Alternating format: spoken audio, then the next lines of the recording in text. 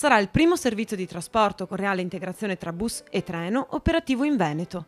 L'anno nuovo porta una bella novità per gli studenti trevigiani, in particolare per i tanti che frequentano il polo scolastico di Lancenigo a Villorba e che andranno certamente meglio a scuola. Con lo stesso abbonamento MOM potranno salire in treno e dimezzare i tempi di percorrenza.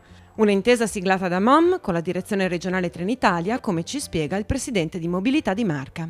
Darà la possibilità agli utenti MOM di raggiungere il polo scolastico di Lancenigo in treno anziché in autobus senza un aumento di tariffa, quindi con lo stesso abbonamento MOM potranno utilizzare il treno. Attualmente sono circa 4.000 i ragazzi che arrivano alla stazione dei treni di Treviso ogni mattina e da qui prendono i bus per raggiungere i vari istituti superiori. Una situazione che crea problemi di viabilità e sicurezza che MOM si era impegnata a risolvere. Da gennaio, infatti, quasi un terzo dei bus scolastici sarà eliminato dalla zona stazione.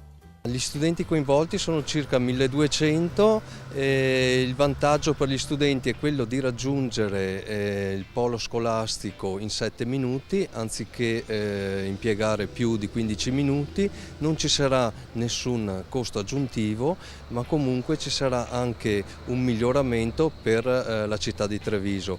Pensiamo solo di distogliere questi 12 autobus da Treviso a Lancenigo in termini di traffico e di inquinamento. Cosa significa?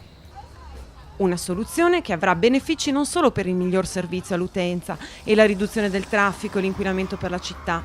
L'azienda dei trasporti trevigiani punta infatti a redistribuire i chilometri trasferiti su treno, andando a potenziare il servizio bus in altri territori.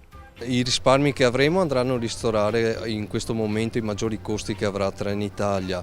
Per quanto riguarda il futuro cercheremo di investire questi chilometri che saranno non fatti, verranno reinvestiti dove c'è più esigenza per il nostro territorio e per i nostri utenti.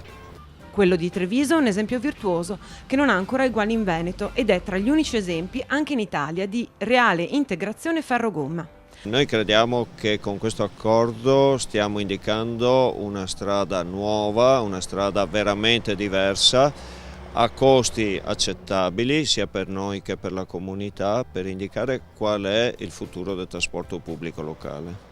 Una soluzione all'avanguardia che ha visto MOM e Trenitalia lavorare in perfetta sintonia con il plauso dell'assessorato alla mobilità della Regione Veneto. 12 autobus che vengono sostituiti con un treno per dare un servizio più efficiente e anche nel rispetto dell'ambiente e dell'ecologia e quindi con minor inquinamento, sicuramente sono iniziative da sostenere.